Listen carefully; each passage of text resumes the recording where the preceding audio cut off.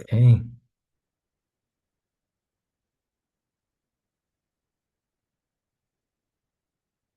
So last time, did we finish chapter 11? Yes, we finished it. Okay. Yes, So, Prabhu. okay.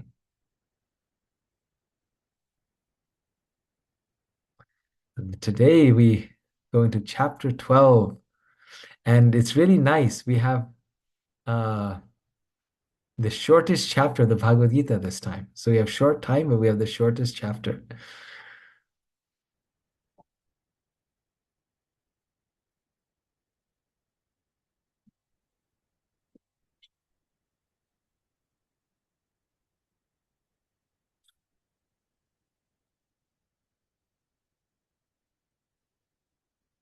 Sorry, it's just taking me a minute.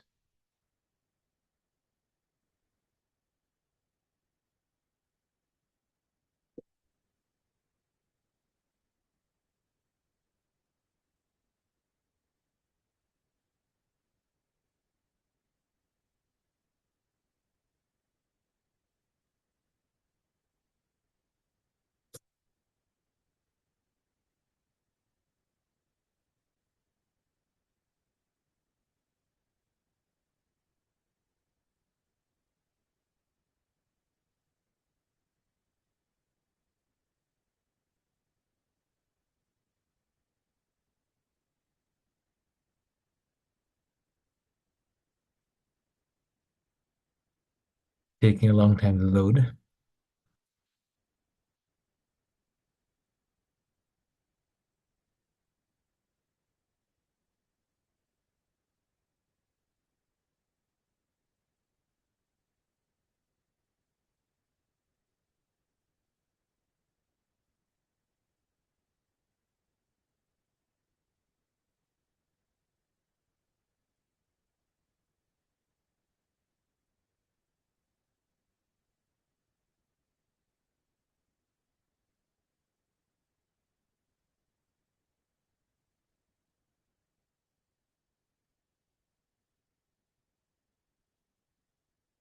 Yes.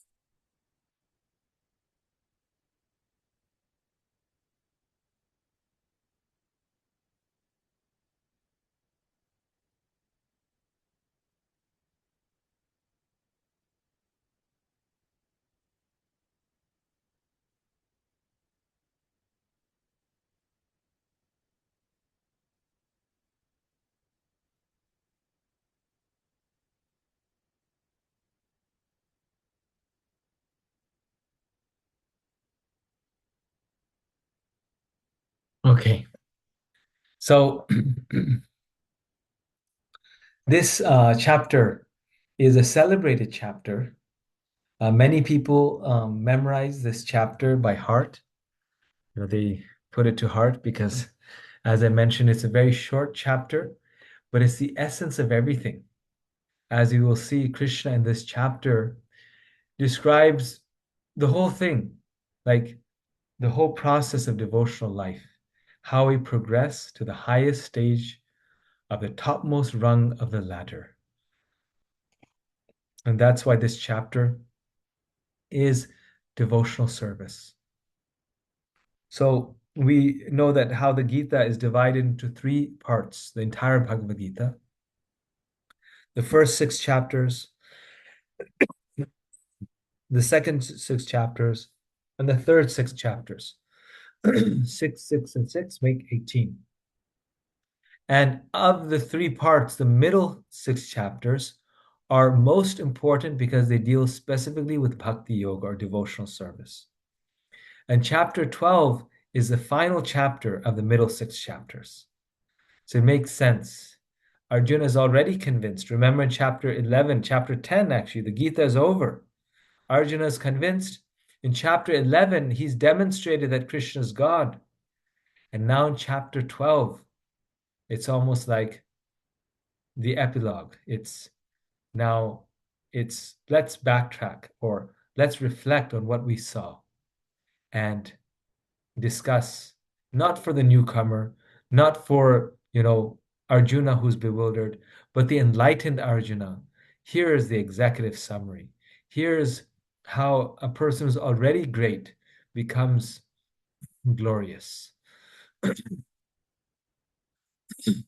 After witnessing Krishna's awesome universal form, Arjuna wishes to confirm his own position as a devotee who works for Krishna, as opposed to a jnani who renounces work.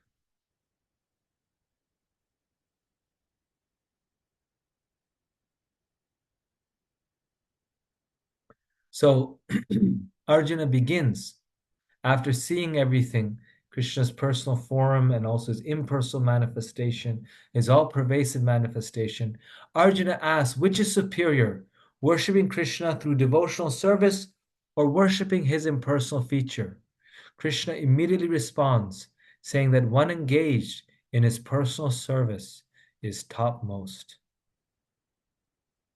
A worshipper of the impersonal is less perfect and undergoes more difficulty than one who worships Krishna. Right? So Krishna says two things. One is that it is very difficult for those who are embodied. They can, Arjuna asks, can who is uh, one who is not completely realized, can they make advancement? Sorry, can one make advancement and become realized by worshipping the personal form or the impersonal form? And Krishna says both help us make advancement, but one who worships the impersonal form is less successful.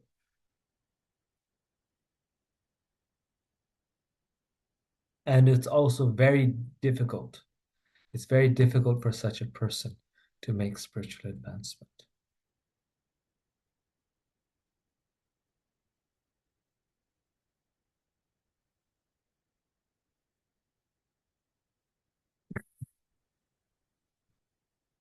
And then to clarify, because this is Arjuna's question, that who is more advanced and who is less advanced, is a person who, just knows you intellectually more advanced as the all-powerful light, like the impersonalist.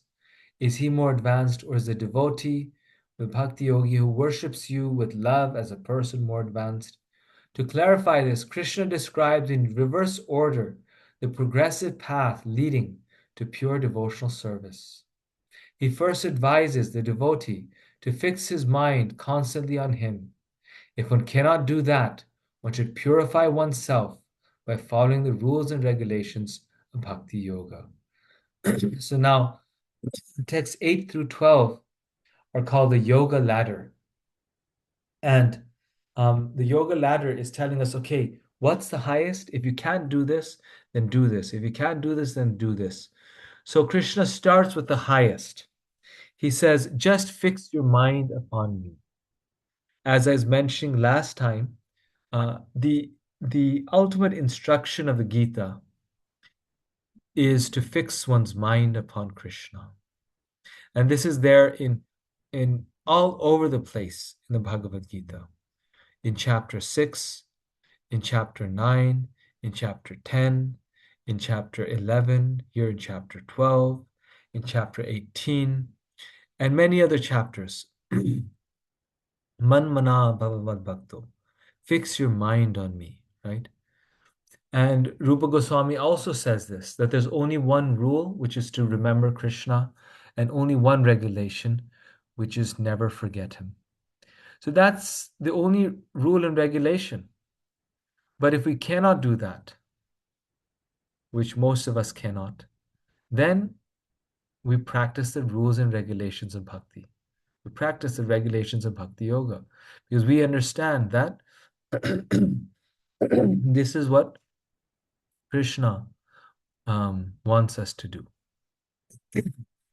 If that is too difficult, when we engage in karma yoga, so if one cannot follow the rules and regulations of bhakti yoga, which are very good in leading us to the stage of always remembering Krishna, one of the rules of bhakti yoga is to chant chant Krishna's holy name.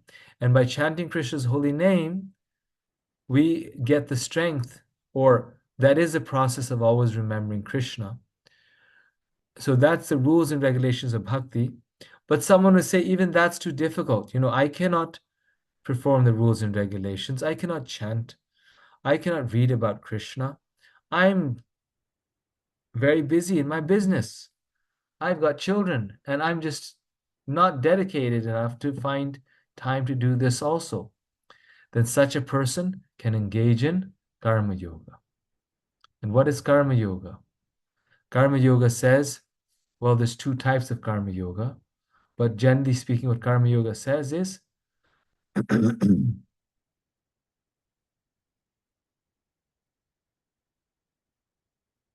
karma yoga says, whatever you're doing, do it for Krishna,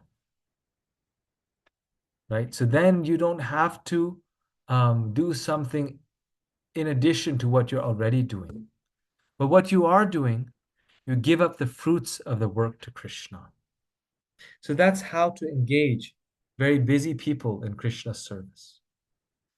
People who think they're busy. No one is too busy to serve Krishna. But if someone feels that they're not inclined to, to do sadhana bhakti, then the way to help them advance is karma yoga. Krishna says, if you can't do that, do this. Because in each step lower, it leads one to the next step higher, right? So bhakti, rules and regulations of bhakti yoga lead one to always remembering Krishna. Practice of karma yoga leads one to bhakti yoga. So we encourage people that, okay, give a percentage of your wealth to Krishna. Like super rich people are really busy. They won't chant and hear, but the way we engage them is give part of your wealth to Krishna. If you're a musician, then sing something about Krishna. Perform something about Krishna if you're an artist. So what we offer the fruits of our work to Krishna, that is karma yoga. So uh, um,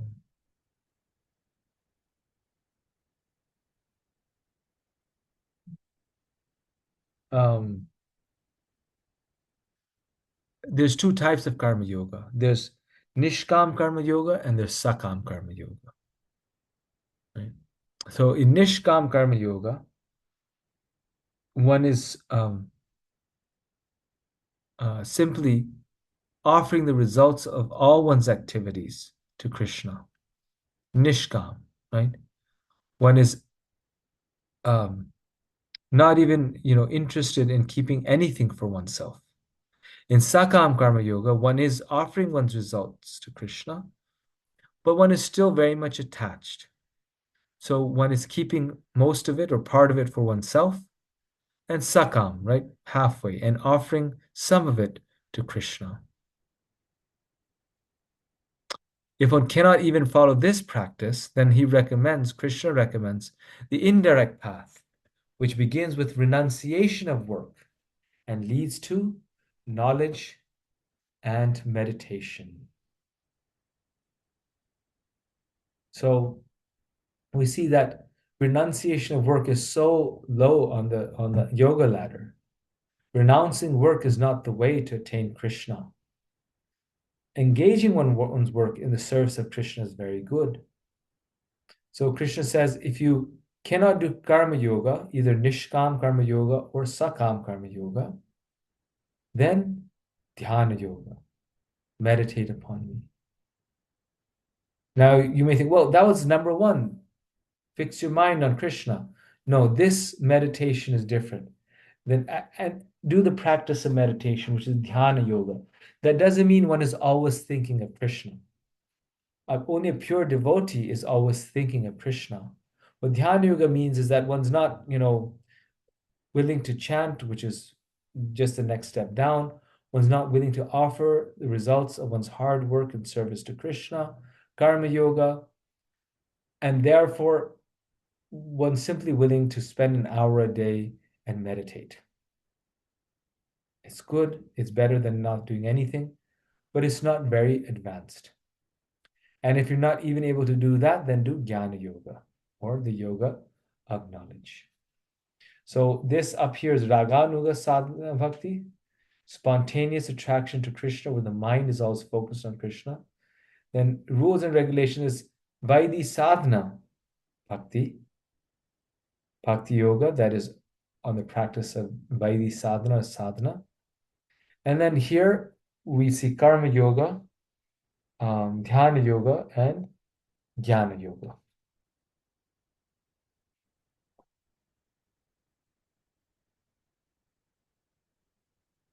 And these stages serve as the progressive stages to get to the highest level. Notice it starts with knowledge, but it doesn't end with knowledge. We tend to prize knowledge so much, but knowledge is just a stepping stone to pure love of Krishna. Having described the stages of devotion, Krishna now enumerates the transcendental qualities automatically achieved by a bhakti yogi which endear the devotee to Krishna.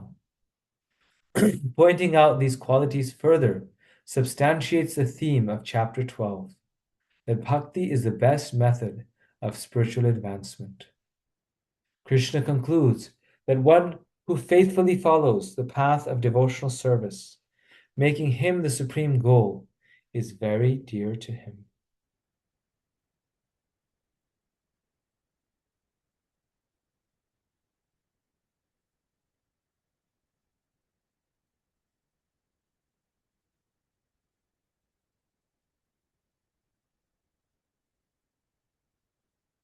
So, after describing the yoga ladder, Krishna describes the qualities of the devotee of the highest level.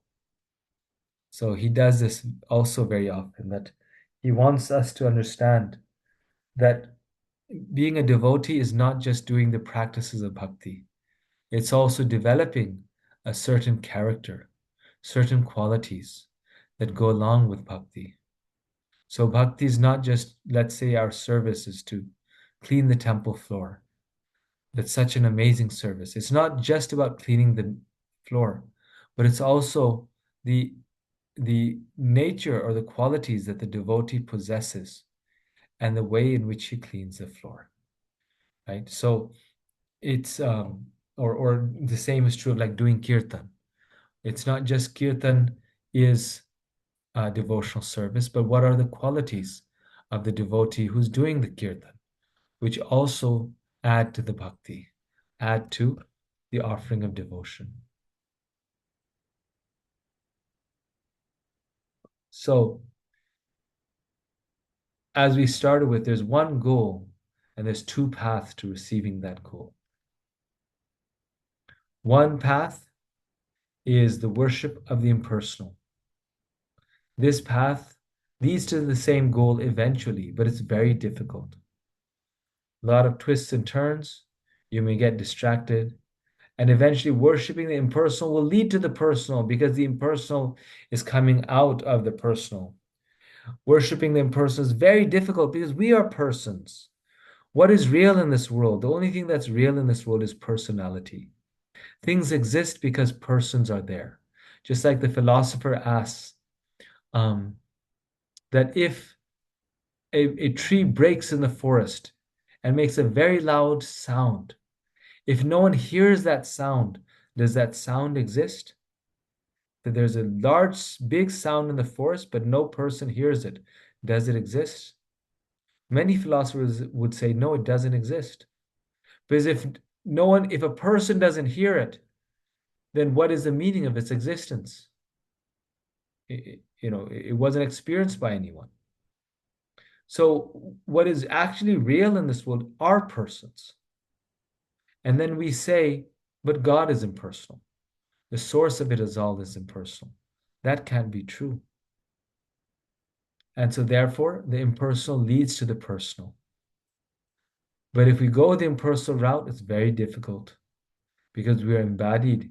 We need loving relationships, and we're trying to stay in isolation in a holy place, be it a holy place, and simply trying to meditate on our own.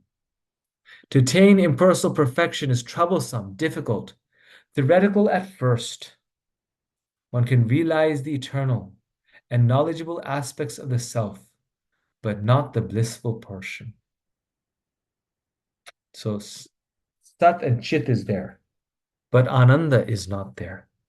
Therefore, it's just troublesome. It's just dry.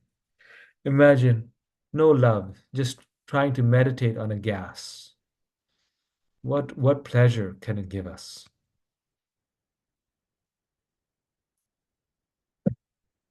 So the personal path leads one very quickly to the goal. And that personal path, what are the qualities of it? It is paryupasate. It is worship. It is saniyam yendriya gramam, control of all the senses. Sarvatra sama buddhaya, seeing everyone equally, no duality, self between self and others. Sarvabhuta hite rataha, working for the welfare of all living entities.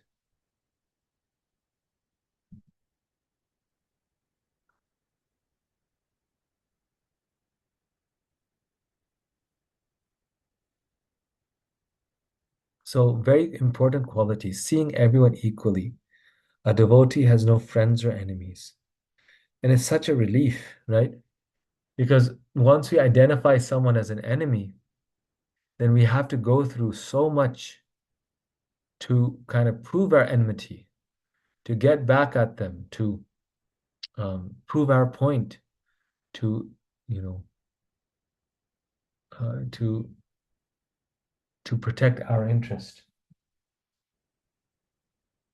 So that is called this Sanniyamyendriya Gramam. No, Sarvatra Samabuddhaya, seeing everyone equally. And when one has that mindset, then one can work for the welfare of all living entities. When we see everyone equally, then we work for the welfare of all living entities.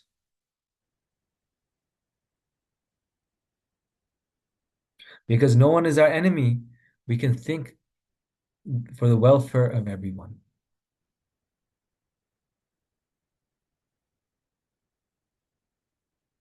The nature of the impersonal path is that there's a danger of turning to atheism, right? So ultimately, impersonalism, it doesn't have to be atheistic. An impersonalist can just be someone who appreciates the impersonal aspect of God. But impersonalism leads to the idea that I may also be God, right? So Brahmavadis are people who worship God as impersonal. They don't think that they are God. They just worship the impersonal feature of God. But oftentimes Brahmavadis become Mayavadis because Mayavadis are impersonalists and they believe everything is one, and therefore I am also part of that oneness, and therefore I am also God. So a Brahmavadi is not necessarily a Mayavadi, but a Mayavadi is um, an atheist, basically, because they're not accepting God, they're saying, I am God. And a Brahmavadi can easily turn into such a person. So it's very, very troublesome. Very troublesome.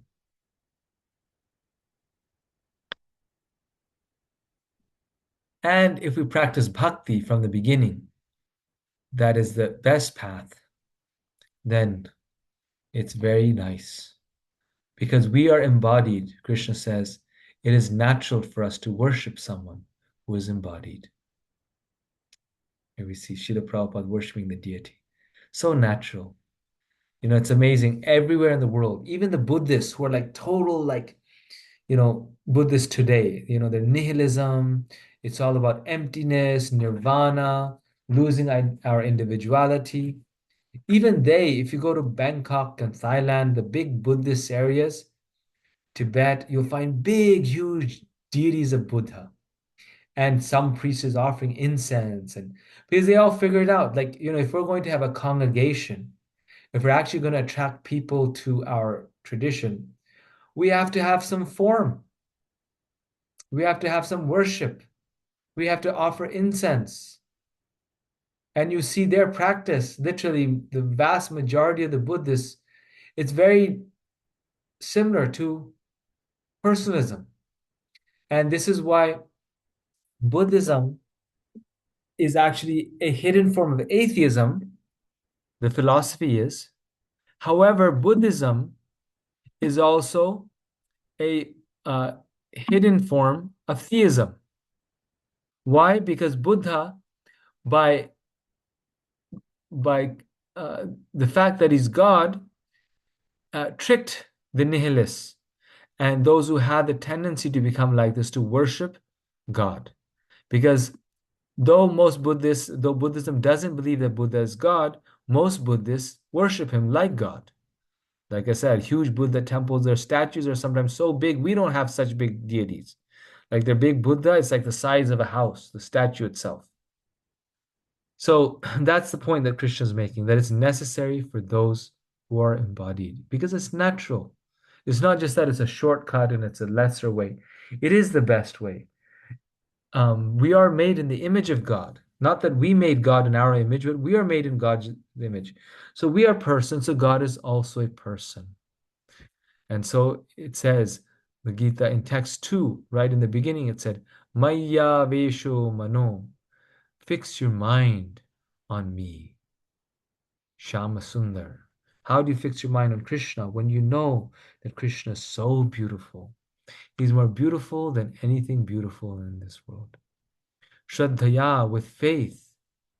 Paraya, transcendental. Faith above the modes.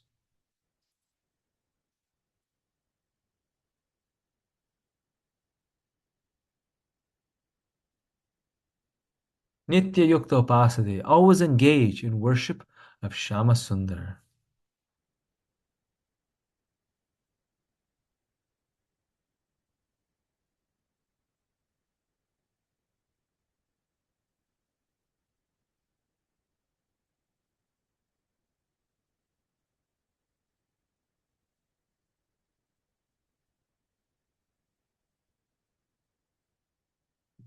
They are always engaged in worshiping Krishna, Nitya Yukta. They do worship in the morning, worship in the evening, worshiping Krishna. That's the goal of life. There's nothing more there. Life is short anyway. We're worshiping now, we will be worshiping after death. So, all the senses that we are asked in the impersonal process to deny, to negate, are being engaged in Krishna service. Just like here, Srimati Radharani is offering flowers to Krishna. It is natural for us to smell things. Rather than, cutting off the nose, we're taking the flowers that smell so nicely. And because they smell nicely to our nose, we are offering them to Krishna. We like to read things, so we are reading Bhagavad Gita. We like to eat things. We love to eat nice things, so we're eating Krishna Prasadam. It's about prasadam time for most of you. And so that is tasting Krishna. We like to build things. And even one in the renounced order of life who's given up home and house can build things by going to Home Depot and buying things to build homes for Krishna, build a temple for Krishna. What is the nature of this path? It is easy and it is natural. Easy and natural. It's so natural. It's like, obviously, this is the way God should be. It's so artificial otherwise. Krishna is so beautiful, so wonderful. All of our senses. Hrishikena Hrishikesha Sevanam Bhaktaruchyate. Our taste, touch, sound, our hands, feet, all 10 senses, ears, eyes, everything is not negated but used to its best ability in service to Krishna. That is the nature of this path. And while being an empiricist, this is a very important point. Even Shankaracharya, the head of empiricalism, he said that in order to be a successful, to get moksha liberated, to be a success on the path of jnana yoga, he said one has to be a sannyasi. That's why their practitioners are all sannyasis. If you are not a sannyasi, you can listen to a class, no problem. But if you really want perfection, you have to become a sannyasi. So there's great qualification needed. Most of us on this call would be disqualified. They say, look, you have to become perfectly celibate monk, then you can get jnana. But in the process of bhakti, there's no qualification necessary. A householder, a brahmachari, a vanaprastha, sannyasi, all of them can attain the highest destination. And here we have a picture of Mrigarhi the hunter who used to half kill animals just for fun. He would let their little bodies lie in the forest to slowly die. But simply by chanting, he became pure. He had no qualification. He was a butcher, a really bad butcher, because he would half kill animals just for fun. He wouldn't even fully kill them. But because he came in contact with Narad Muni, who is the saint of bhakti, he didn't have any previous qualification, but he became the most qualified devotee, showing that in the path of bhakti, it is so powerful, natural, and easy that no qualification is needed. Everyone can go back home, back to Godhead. Why? Because this chapter tells us very clearly, Krishna personally delivers the devotee. Kshipram bhavati dharmatma, shashvat chantim nigacchiti, kaunteya pratijanihi, name bhakta pranashyati. And Krishna says, I'm the swift deliverer. It's not just that he protects his devotee, but he says, I am the swift deliverer of that person who surrenders unto me. On the path of jnana, it's like you're on your own. You want to understand Krishna's impersonal feature, you must become very pure. You must meditate so much. And if you're lucky, you might see the light emanating from the toenails of Krishna. But when we are a bhakti yogi, then when we surrender ourselves to Krishna, then Krishna lifts us up. And by that descending process, we get mercy very quickly.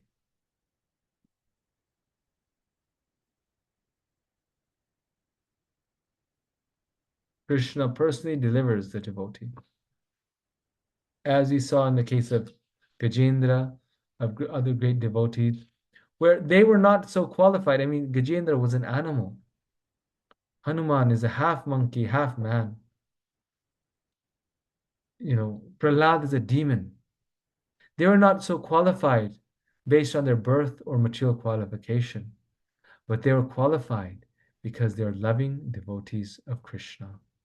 Because they loved Krishna, Krishna personally came and saved them from the ocean of material existence. Because he promises this, that if you surrender to me, then I help you on this path. Because Krishna likes it when we love him.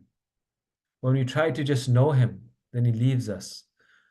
When we are humble, then he feels obliged to come and help us. Then he can help us. But if we are proud, then how can he help us?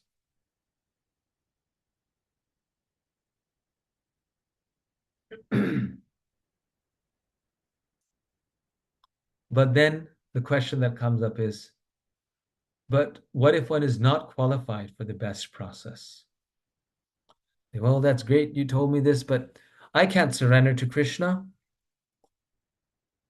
And this is where the yoga ladder comes in, which we started to talk about. This is where the yoga ladder is. The yoga ladder is telling us that no, there's hope for everyone.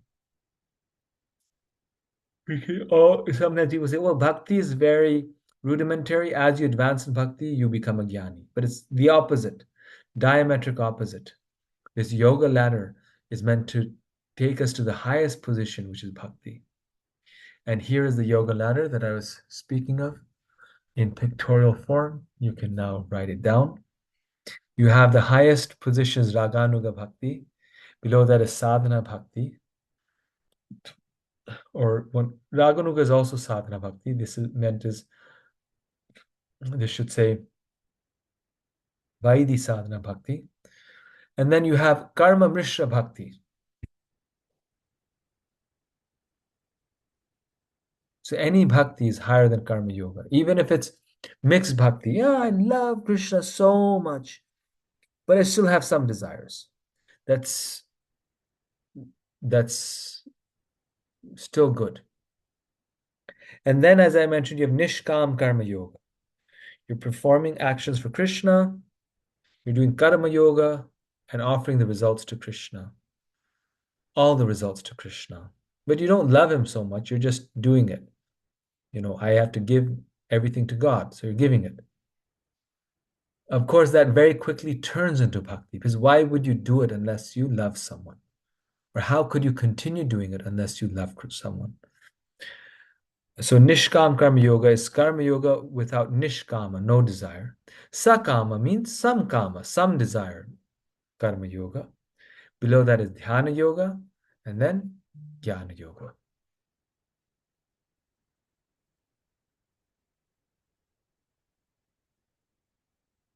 And so this is a short description of each of these stages.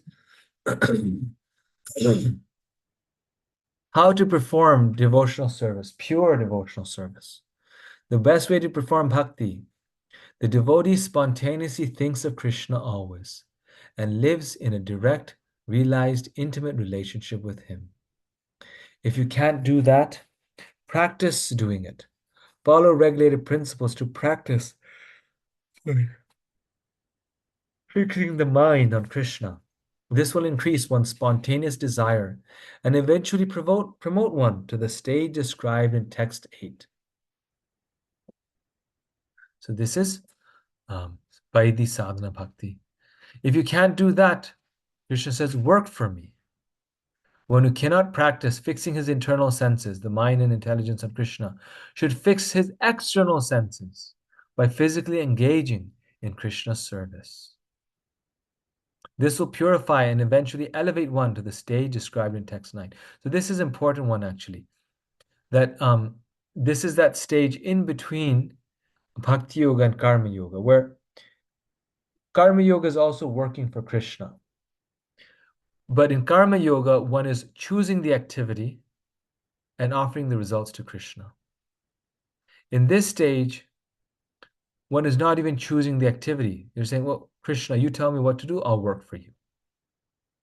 But there's no, you could say, meditation on Krishna and mature love for Krishna. But one is working for Krishna and not thinking what work it is. Whatever work Krishna wants me to do, I'm doing for him. Right? And then if you can't do that, then you do what you want to do.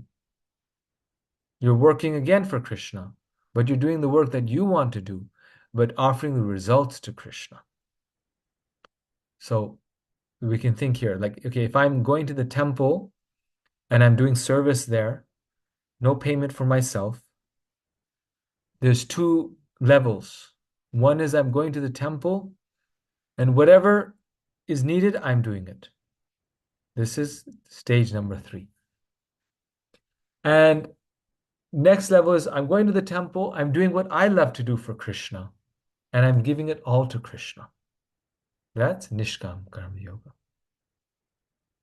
Higher than that is working for Krishna, which is this stage we said. Karma Mishra Bhakti. One is working for Krishna, but it's not out of pure love.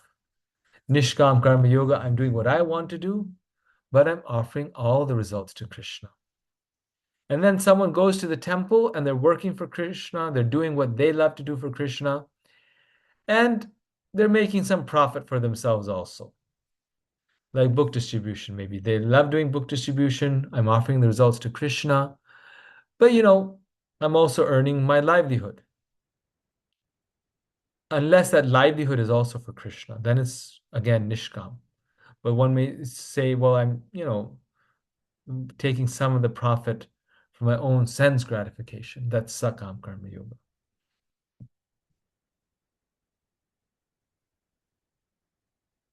So the stage of karma yoga is surrender the results of your work to Krishna. If one cannot engage his senses in Krishna's work, he should continue to do his own natural work, but he should surrender the results to Krishna.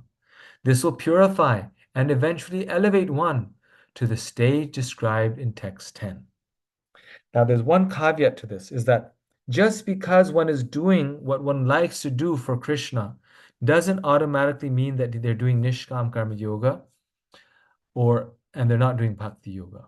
Because sometimes, often in fact, uh, one is doing for Krishna, which is also one's nature, right? So, what can we do best for Krishna? Something that we're talented with, right? So, oftentimes Krishna wants us to offer him, Krishna wants us to offer him what is our nature. So, if Krishna wants us to do that and we're also doing it to please Krishna only, it can be bhakti yoga. But if Krishna wants us to do something else, but we're doing something because we like to do it, then that's not bhakti yoga. That's karma yoga.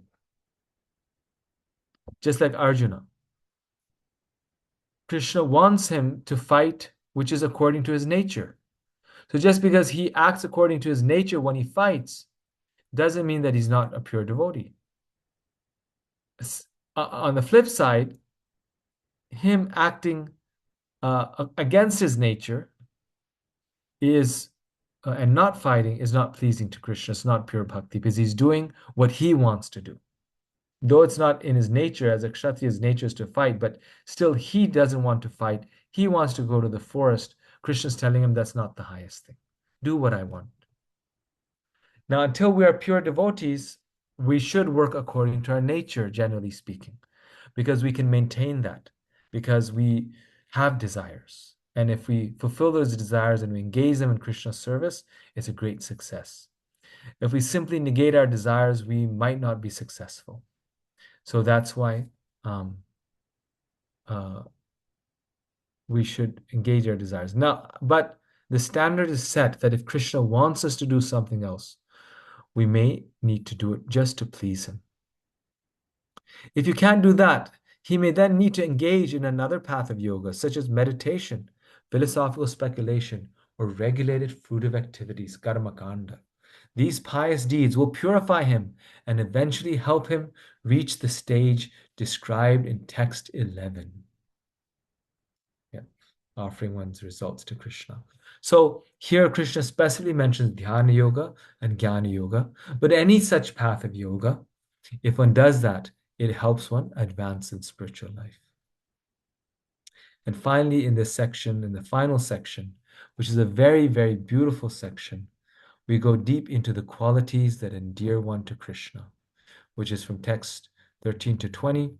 One engaged in Bhakti Yoga exhibits transcendental qualities which mark him as a devotee. The Lord is pleased with such a devotee. So today, because I have another class that I do at 8 o'clock, I have a hard stop at 8. So this is exactly half of the chapter. So we'll stop here. This is the most important part in some ways. It's the yoga ladder, very, very central part of the Gita. It's like the whole philosophy in a nutshell, different stages of yoga, and how we can move up the ladder to reach Krishna, how we can also help others move up the ladder to reach Krishna. So I want to also make sure that you have a good handle on the yoga ladder. And so that's why I will stop here and see if there's any comments or questions for the remaining 10 minutes that we have.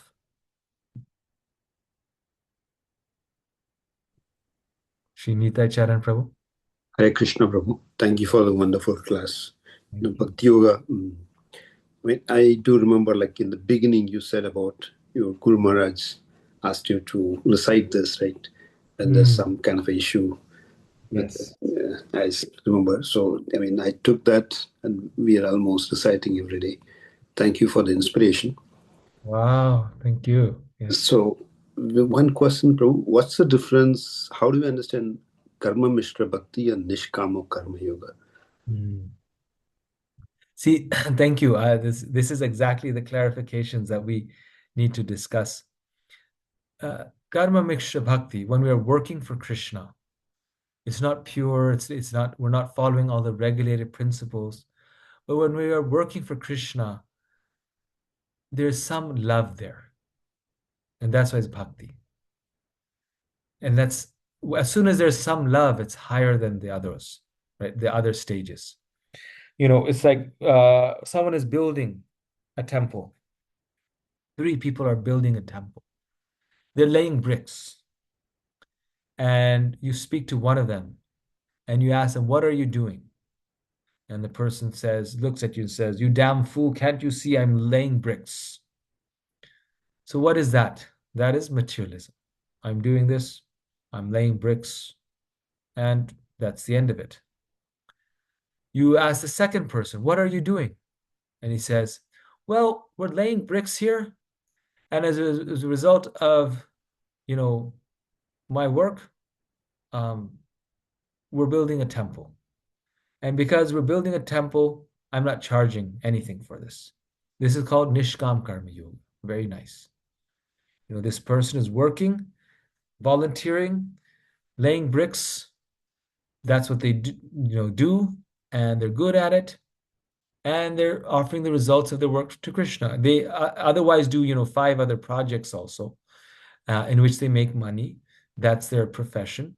But in this case, they are doing it for free and offering the results to Krishna.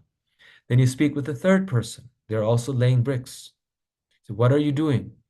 Well, we're building this beautiful temple, and there'll be all these wonderful deities of Krishna, and devotees will come. And so I'm working to make this a beautiful temple for Krishna. Because Krishna becomes really happy when you build him a temple. So that is Karma Mishra Bhakti. He's not doing sadhana, maybe he's not chanting 16 rounds, he hasn't dedicated his life to Krishna, but they're volunteering for Krishna with some spirit, with some love. And this happens due to association.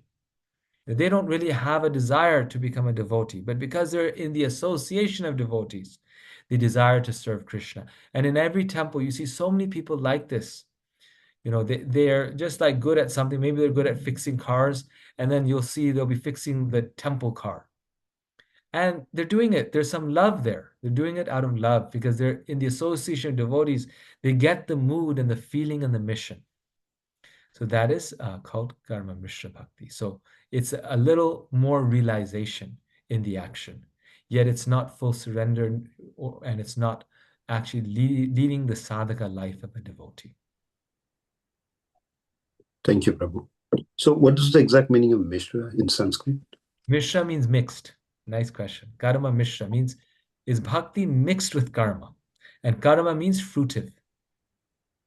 Oh, okay. Thank you, Prabhu. Hare Krishna. Hope Nothing. to see you in Sadhu Sangha, Prabhu. Actually, Prabhu, this year I'm not coming to Sadhu Sangha. Oh My my God. yes, but Okay. maybe next year, Prabhu. Sure, Prabhu. Thank you, Prabhu. Hare Krishna. Thank you. Hare Krishna. Okay, Saujanya. Hi, Krishna Prabhuji. Hope you're doing good. Yes, Dandavat Pranam. Namaste Pranam.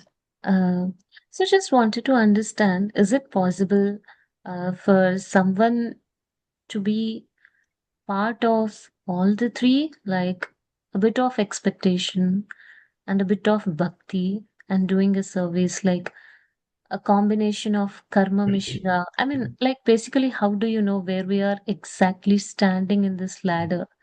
If Yes. we are seeing the combination of these three things in some person, where we will understand like where we are exactly standing. Yes, very good question. So if it's a combination, then it's mixed. then it's Karma Mishra Bhakti. See, if it's only pure, then it's for Krishna. Then it's bhakti, it's pure bhakti, right? If it's the fact that it's not pure means that it's combined with something else. So if it's uncombined and it's only for Krishna out of love, then it's pure bhakti. But as soon as it's combined with our bhakti is there, but it's combined with our own motivation, like, I'll do service and I'll also become a millionaire, right? If there's mixed, then it's karma mishra bhakti. And this is exactly the stage where most of us are at, and it's hard to get out of this stage. It's hard to come to the mindset of no motivation for myself. Unmotivated devotional service. That is, very difficult. It's so simple, but it's so difficult. No motivation for myself. Yes, thank you.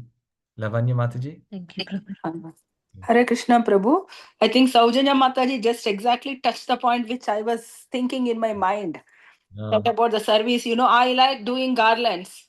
Yes. So that's why, I joined the service. And after joining the service, I am more motivated into my sadhana. But the thing is, I don't know where do I stand. Even I have the question. I like to worship Krishna, I like to do all these things.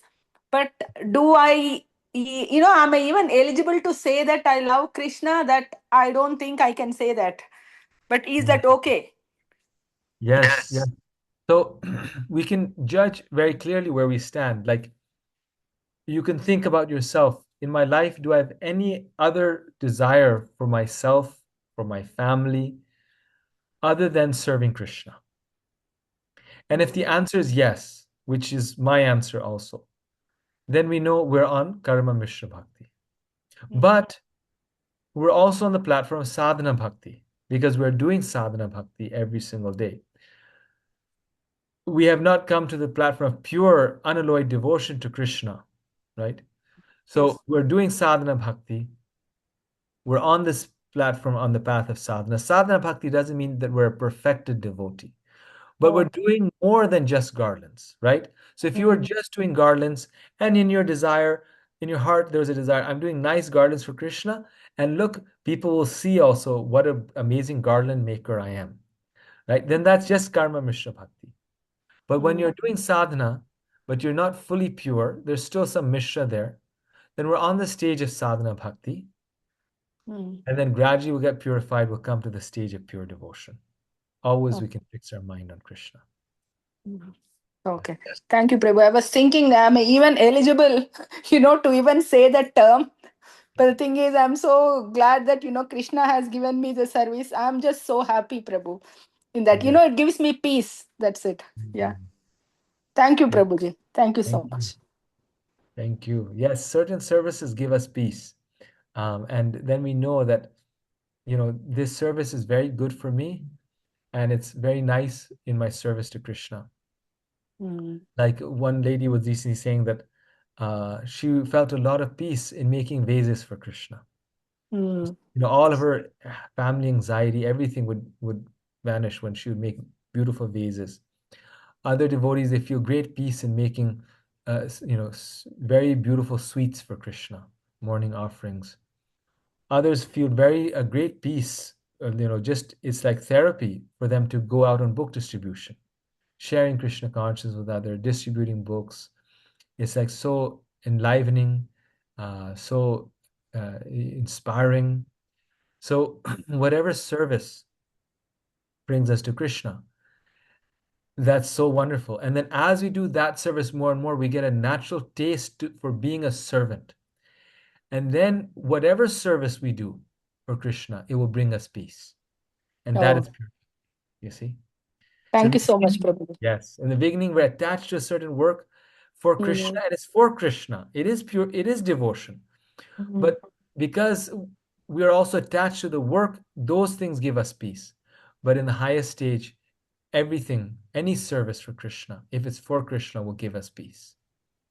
Oh, thank you so much, Prabhu. Thank And you so much. Prabhuji, in extension to that, so it gives us peace, but also when I am doing the service, right, I am only feeling grateful for that opportunity And I'm also not feeling that satisfied feeling. I'm not even getting that. I just only feel very grateful about it. So I was thinking maybe I'm into this Nishkama Karma Yoga. I'm not expecting anything out from it. Is that the state? Can I understand that? I mean, I'm sorry, it's too personal, but No. So actually, yes. We're actually out of time. The next session has started. okay. So I will answer this next time. This is a Yeah. really good question. So next Bhakti Shasi will start with this question. How's that? Okay. Yeah, sure. Thank you. Thank you so much. Very nice question, Mataji, and very nice discussion. Thank you, everyone. Thank you. Thank you, Hare Prabhuji. Krishna. Hare Thank you, Prabhuji. Thank you so Thank much. you. Hare Krishna. Hare Thank you. Hare Krishna.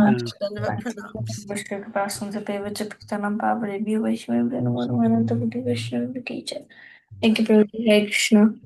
Hare Krishna.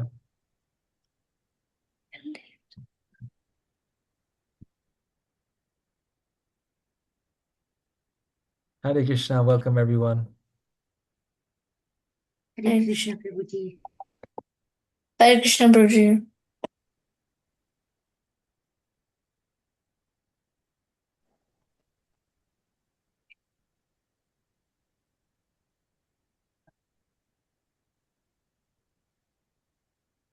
Traveling, right, Prabhu?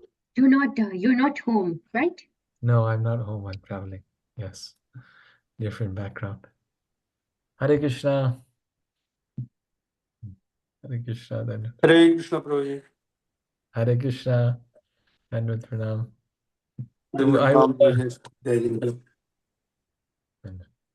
Just as people are joining, I'll put a little video. We can relish this and then we will start. Oh, sorry.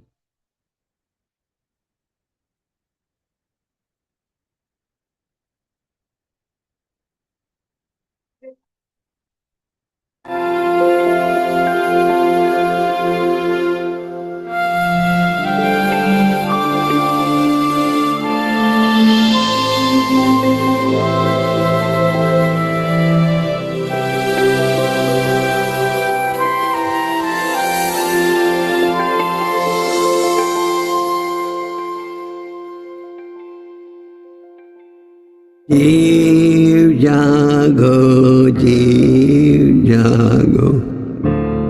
Gora Chanda bole.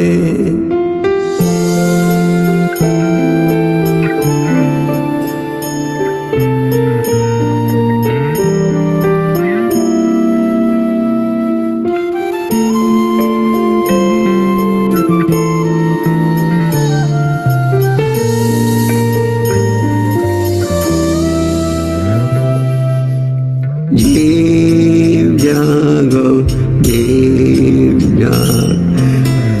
Gora Chanda bole. Jeev jago, Gora Chanda bole. Tota nidra jao maya, Pishachira kole. Kota nidra jao maya, Pishachira kole.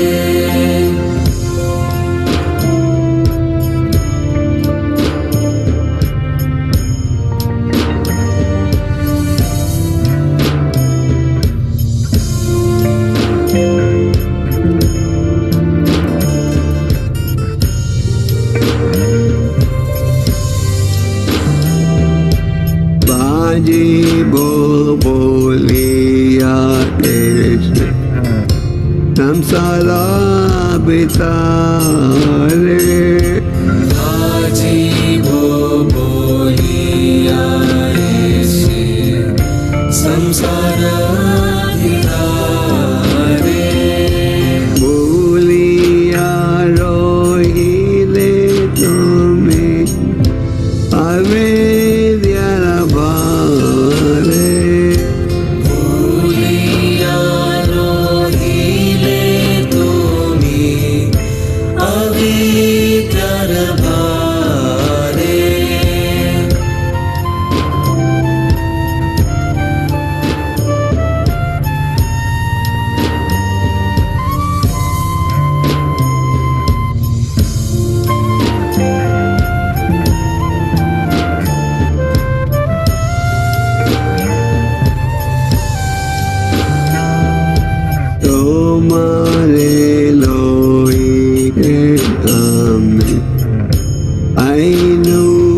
अवतारा माने लोई तेरा मी होई no अवतारा आमी दीना बंधुआला के आचे तुम्हारा आमी बिना बंधुआरा के आछे तुम्हारा एने चिया सोदी माया नसीब लागी एने चिया शनि माया नसीब लागी हरि नाम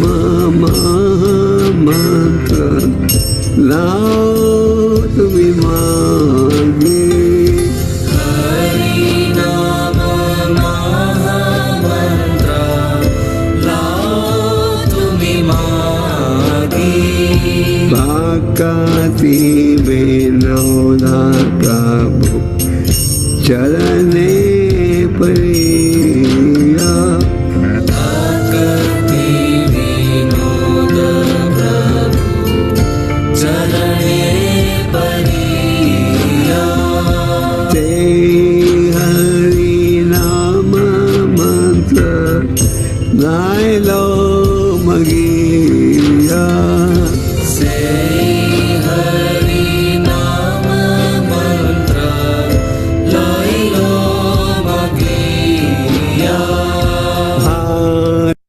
हरे कृष्णा हरे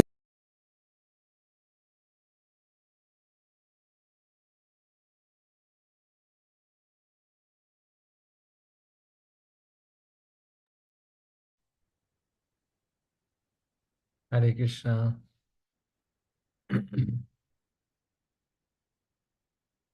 Hare Krishna. Welcome everyone. Ajit Krishna Prabhu, would you like to start us off with prayers? Hare Krishna, Prabhu. Hare Krishna, Pranam Ghosh, Prabhupada, Guru Maharaj, Jai. So we'll just do a short. Yes. Nam Vishnu Padaya Krishna Vistaya Bhutale Srimate Gopal Krishna Goswami Niti Namine Prabhupadasya Sahitam Prakasya Vitiracha Acharam Kritavan Sadhu Bhavapadaya Te Namaha Namam Vishnu Padaya Krishna Vistaya Bhutale Srimate Bhakti Vedanta Swami Niti Namine Namaste Saraswati Deve Gurvani Pacharine Nivishesha Shunyavadi Paschati Deshatarine Jai Shri Krishna Chaitanya Prabhu Nityananda Shri Advaita Gadadhar Shivasadi Gaur Bhaktabinda Hare Krishna Krishna Krishna Hare Hare Hare Ram Ram Ram Hare Hare Shri Prabhupada Ki Jai Guru Maharaj Ki Jai.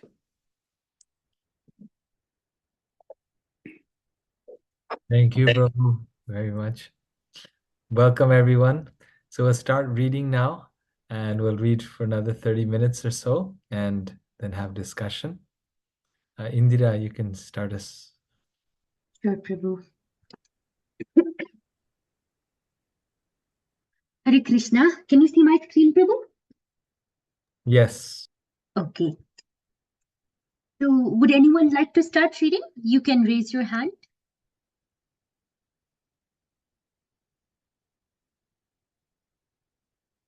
Gopal Hari Prabhu, would you like to go first? Okay.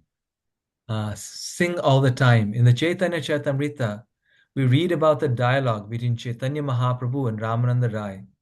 Ramananda Rai was the governor of a South Indian kingdom and was stationed in Madras.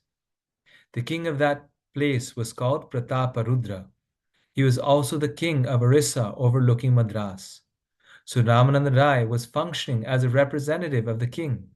He was also a great devotee of the Lord and is considered to be an incarnation of Vishakha Sakhi and Arjun.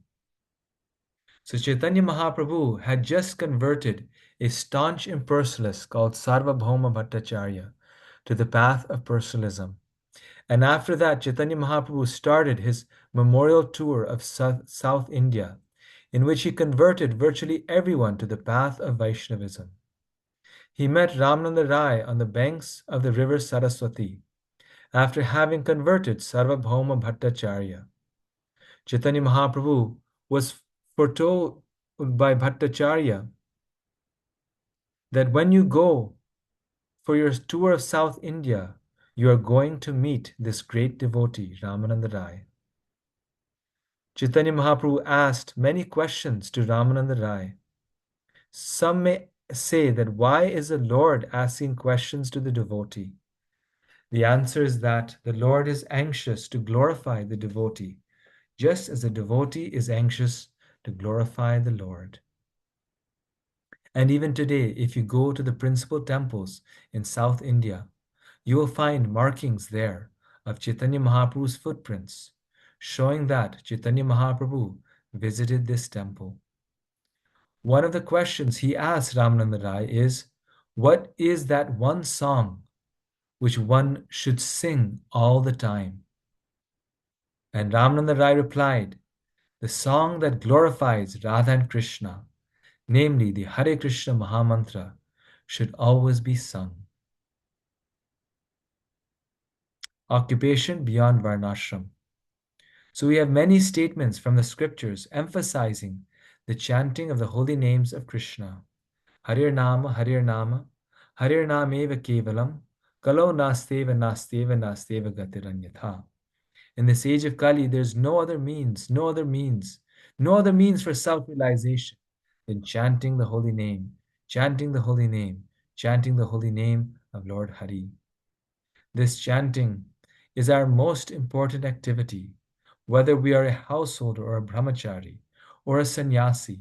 If we are serious about going back to Godhead, then this is one occupation we all share. Just like in the 4th chapter we read, the Prachetas were performing those charities, and the Lord was very pleased with them. The Lord said, I am very pleased with you, brothers, because you have only one occupation, devotional service. Similarly, in ISKCON, it doesn't matter which Varnashram we belong to.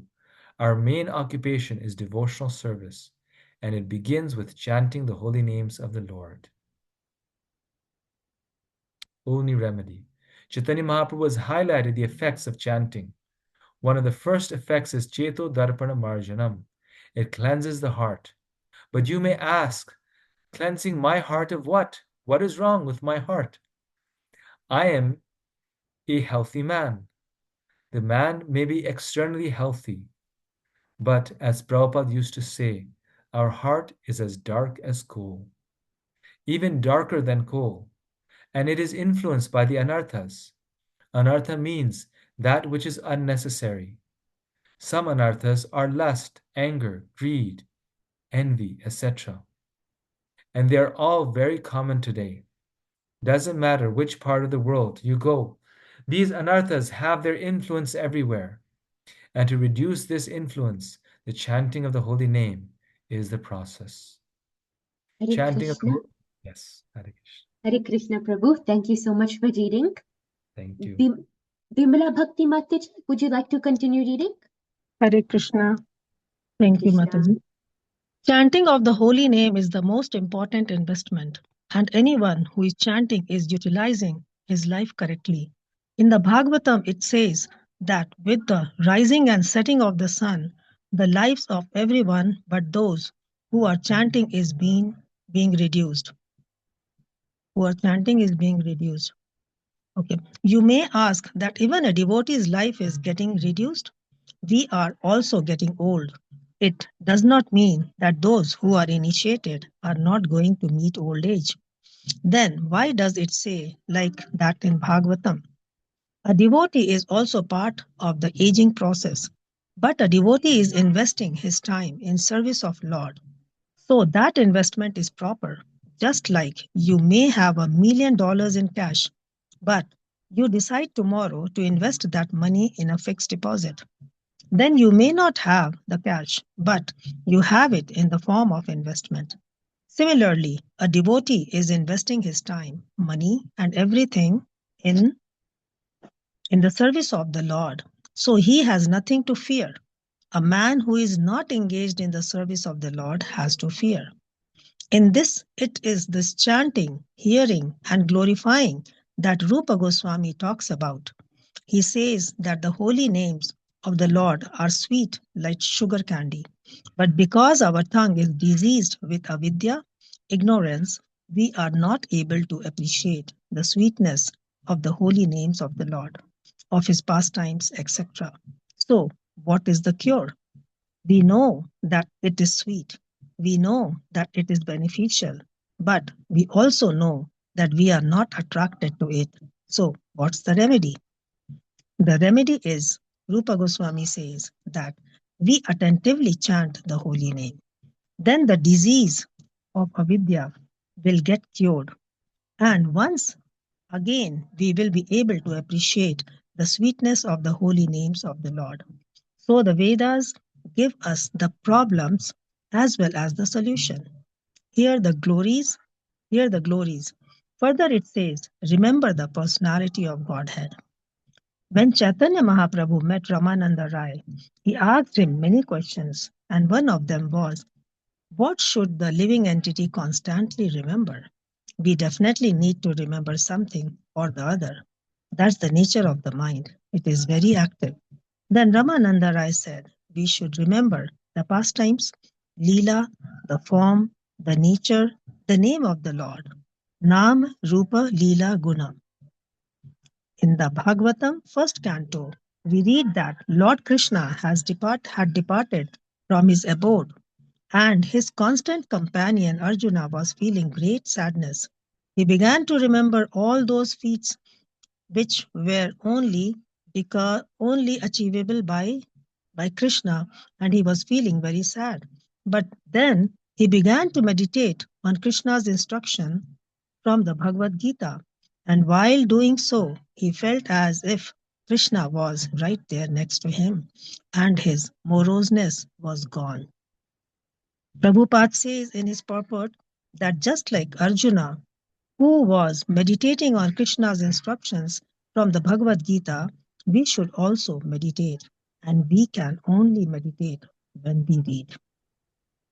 Hare Another Krishna. thing, thank you.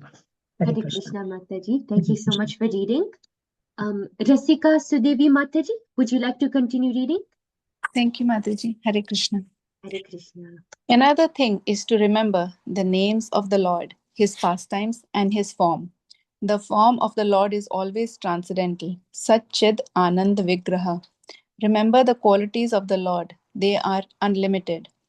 Angani yasya sakalendriya vrittimanti pashyanti panti kalayanti chiram jaganti ananda chinmaya sad ujjvala vigrahasya govindamadi purusham tamaham bhajami. Brahma Samhita 5.32. I worship Govinda, the primeval Lord, whose transcendental form is full of bliss, truth, substantiality, and is thus full of the most dazzling splendor. Each of the limbs of that transcendental figure possesses in himself the full-fledged functions of all the organs, and eternally sees, maintains, and manifests the infinite universes, both spiritual and mundane. He can use one part of his body for another. He can see with his ears. We can only eat from our mouth, but the Lord eats from his eyes. In Bhagavad Gita, chapter 6, Dhyana Yoga, Krishna says that one should make friends with his mind. The mind which is controlled is the best of friends, while the uncontrolled mind is the worst of the enemies. And one who controls his mind is peaceful in every situation, and one who never controls his mind is never in peace. Bandhur atmat manastasya yenat maivatmana jitah anatmanastu shatrutve vartetatmaiva shatruvat. For him who has conquered the mind is the best of friends. But for one who has failed to do so, his mind will remain the greatest enemy. Our greed for unlimited things can never be satisfied. But if we are engaged in devotional service, we are trying to control our mind and senses. Then we are satisfied in all situations. The holy name enables us to control the mind and senses, and thereby, by staying engaged in a positive manner, we remain free from negative influences. Krishna consciousness is so wonderful, and we can experience this in the association of devotees. As devotees, we should take this process very seriously and go back to Godhead. Summary. So, to summarize, Parikshit Maharaj is giving us very valuable information. You may have heard it many times, but the unfortunate reality is that, in spite of hearing it many times, it has not sunk into our hearts. Therefore, we need to hear it again and again. And by practicing this principle, we will make our life perfect. So we need to remind ourselves of the holy name. Srila Vyasadeva knew that our memory are so short that we need to remind ourselves regularly by reading and hearing. He gave us the divine treasure, Vedic scriptures. Hare Krishna Mataji. Thank you so much for reading. Vishvambhara Kripa Prabhu, would you like to continue reading? Compassion for other. Aduneya Mahabhaga Yatheva Nara Kananaraha Nano Gara Yatenan Neyatah Tanme Vyakyatum Arsati. Srimad Bhagavatam 6:16. O great fortunate and opulent Sukdev Goswami, now kindly tell me how human being may be saved from having to enter hellish condition in which they suffer terrible pain. In the 26th chapter of the 5th canto, Sukdev Goswami has explained that people who commit sinful act are forced to enter hellish planet and suffer. Now Parshit Maharaj, being a devotee, is concerned with how this can be stopped. A Vaishnav is para dukha dukhi. In other words, he has no personal trouble, but he is very unhappy to see others in trouble. Prahlad Maharaj said, My Lord, I have no personal problem, for I have heard how to glorify your transcendental quality and thus enter a trance of ecstasy. I do have a problem, however, for I am simply thinking of this rascal and fool who are busy with Maya Sukha, temporary happiness, without knowledge of devotional service unto you. This is a problem faced by a Vaishnava because a Vaishnava fully takes shelter of the Supreme Personality of Godhead. He personally has no problem. But because he is compassionate toward the fallen, conditioned soul is always thinking of plan to save them from their hellish life in this body and the next. Parishit Mara therefore anxiously wanted to know from Sukdev Goswami how humanity can be saved from gliding down to hell. Sukdev Goswami has already explained how people enter hellish life, and he could also explain how they could be saved from it.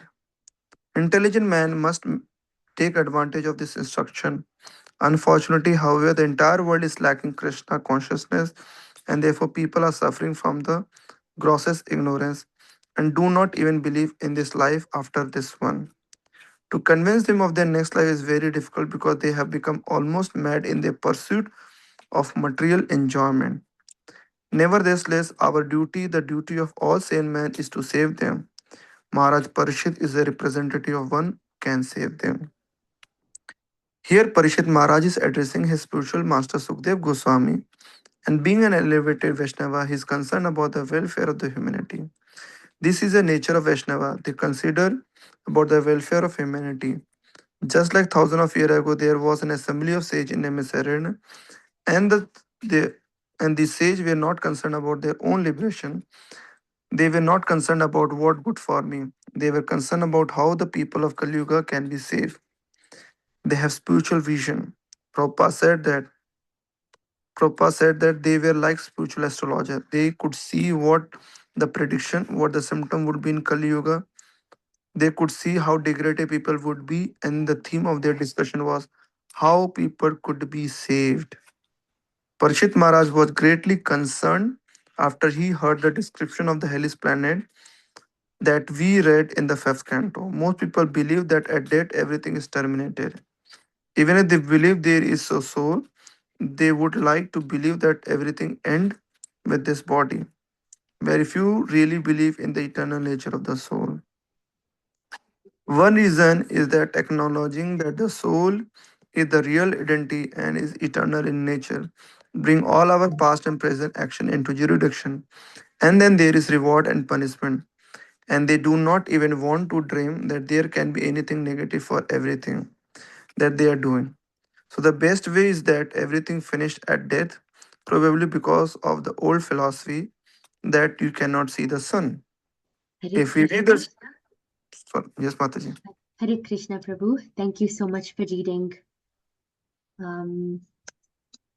Would anyone else like to continue reading? You can Hare feel Krishna free. Mataji, I can read. Hare Krishna, Mataji. Please go ahead. If we read the description of the hellish planets, we will see how severe punishment can there be for the different kinds of sinful activities one engages in. Just like people are very fond of free sex, and they live in societies, especially in America, where they want to be super liberal in legalizing everything. In some European countries, if you have same-sex marriage, you can claim income tax reductions for your spouse, and so on. But in the Bhagavatam, it is explained that if you want to have free sex, free mixing, then after death you will go the hellish planets, where you will be made to embrace a naked, burning, red-hot form of the opposite sex. It's burning, it's so hot that you can't even touch it, and you are forced to embrace it. Similarly, people get elected to positions of power by manipulating the electing system, corruption, and so on.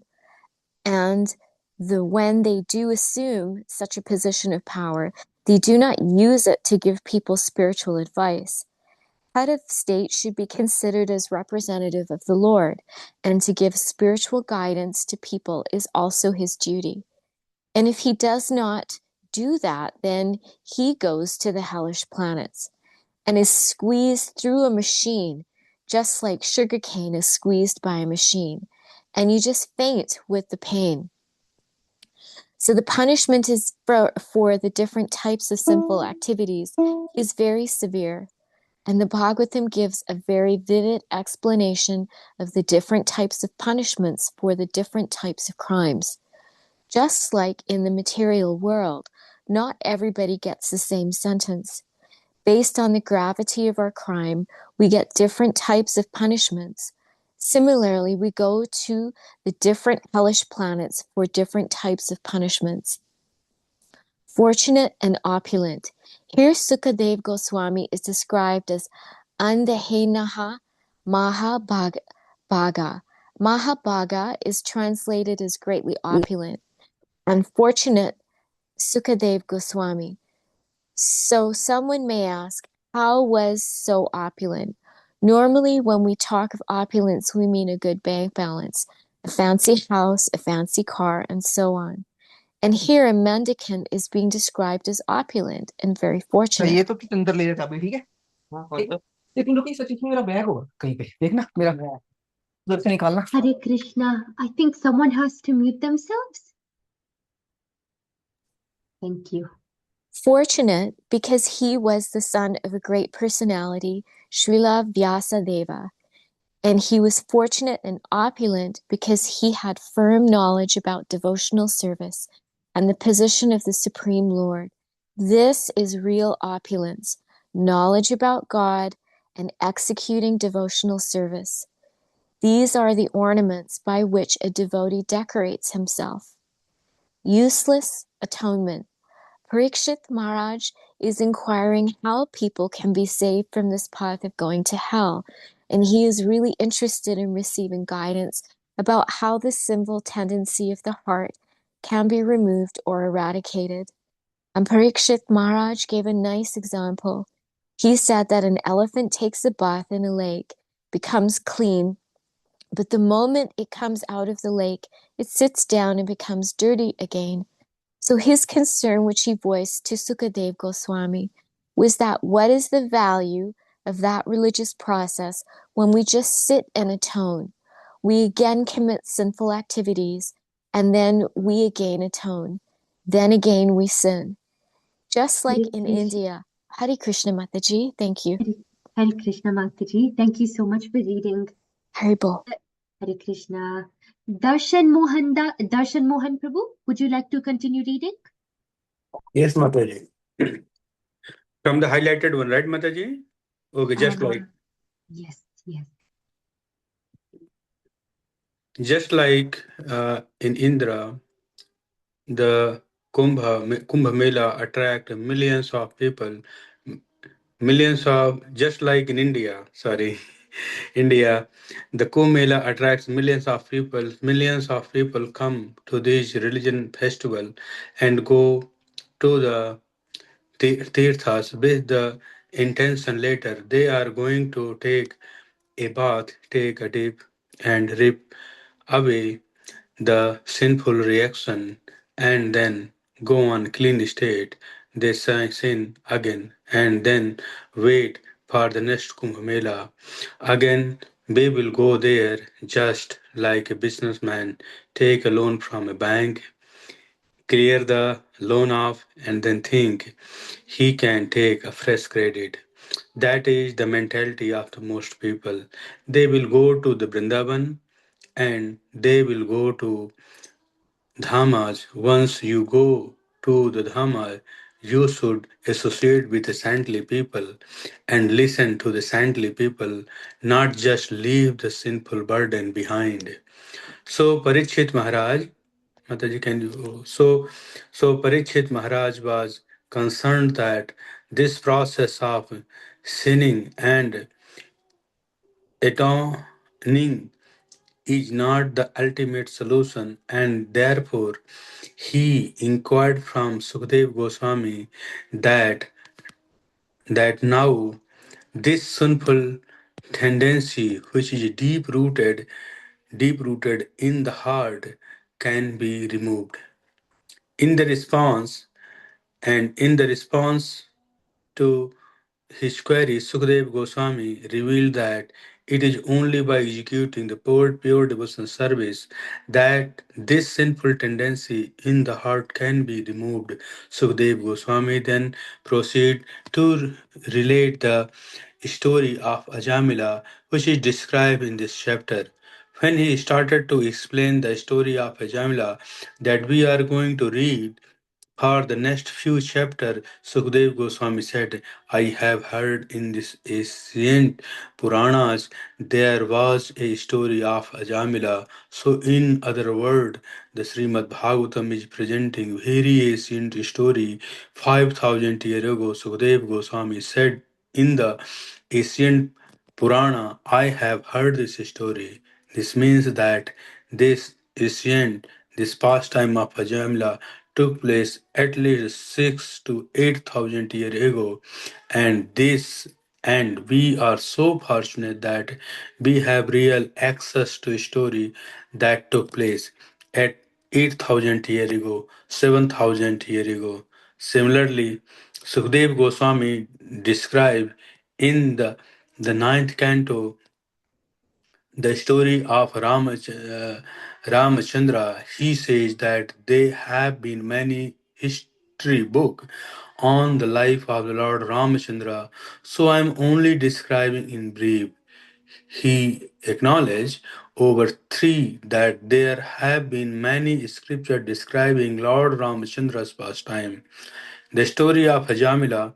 In the story of Ajamila, we see how Ajamila was born in a Brahmical family and how he got disgraded by just not controlling his mind. Ajamila had a very convenient position at home. His wife was devotee, his children were devotee, and his parents were devotee since he was born into the he was born in Brahmin family. He went in the forest to bring the flower for his deity. He was not returning from the movies or a nightclub. He had gone on the spiritual spiritual spiritual mission. But on the way back, he saw a low-class woman embracing her lover, and just become he started meditating on the incident. He got so attached to this incident that he eventually hired that lady was as the maid servant, married her, and had 10 children. Even the old age, the 88, he had a kid. He was very attached to his younger son, and they providence even when he was addressing the younger son's name Narayana, his death come. Hare In this, Krishna. Hare yes, Krishna, Darshan Mohan Prabhu. Thank you so much for reading. Balabhadra Kripa Prabhu, would you like to continue reading? Hare Krishna Mataji, Tendo Pranam. Jai Shri Prabhupada, Gurudev. In the olden days, it was a tradition to give the children names of gods. Children in India, at least, would be given spiritual name, and this tradition is true in almost all religious faiths. Even the Muslims also give their children names of gods, and the Christians also do that. But these days, societies have changed. Many times, people come to me and say, "Can you give me a name for my son or my daughter?" And when we give them a spiritual name, then they say that, "Can you give me something more modern?" Then I have to tell them that you have come to the wrong address. If you want a very modern name like Sweetie, Pinky, Lovely, then you have to go to a different place and person. So, the Vedic tradition is that you give the children names of the gods. And thus, when you address your children, you are indirectly reciting the spiritual name. And we know how Ajamil was saved because he was uttering the name of Narayana. Parikshit Maharaj is being described here as Paradukha Dukhi. We read this phrase Paradukha Dukhi in several of Prabhupada's purports. Even in the first verse of this chapter, this is the nature of Vaishnava. Paradukha Dukhi, seeing the stress of others, he also becomes distressed. Next, happy yet unhappy. Prabhupada quotes in his purport the famous devotee Prahlad, a Maharaj. He is a Mahajan, and here we see that he was simultaneously happy and unhappy. This is strange. This is the strange contradiction. How can you be simultaneously happy and unhappy? He was happy because he was Krishna conscious. Thanks to Narada Muni, he received spiritual knowledge when he was in the womb of his mother. He was totally absorbed in the spiritual mission, and even though he had to go through so many inconveniences, he did not deviate from his spiritual mission in any way. So he was happy that he was fully absorbed and convinced about devotional service. But at the same time, he was also unhappy. He was unhappy when he saw the materialists were trying to convert a position of distress to a position of comfort. Shri Prahlad Uvacha Matirna Krishne Parata Svatova Mitho Vipadetya Griha Vratanam Adanta Gobhir Vishatam Tamishram Puna Puna Charvita Charvananam. Srimad Bhagavatam 7.530. Prahlad Maharaj replied, because of these uncontrolled senses, people too addicted to materialistic life make progress toward hellish conditions and repeatedly chew that which has already been chewed. Their inclinations towards Krishna are never aroused, either by the instructions of others, by their own efforts, or by a combination of both. Just like these days, we see that as people begin to get old and wrinkles appear on their cheeks, they actively begin to try for plastic surgeries and makeovers. As your hair begins to become white, you dye your hair. When you become bald, you can even implant hair if you want to. As your hearing becomes weaker, you can use the hearing aids. As your eyesight becomes weak, you don't want to face the embarrassment of wearing glasses, then you can have contact lenses. So there are varieties of Hari Bol. Hare Krishna Prabhu. Thank you so much for reading. Thank you, Dhanvatma. Thank you. Would anyone else like to continue reading from here?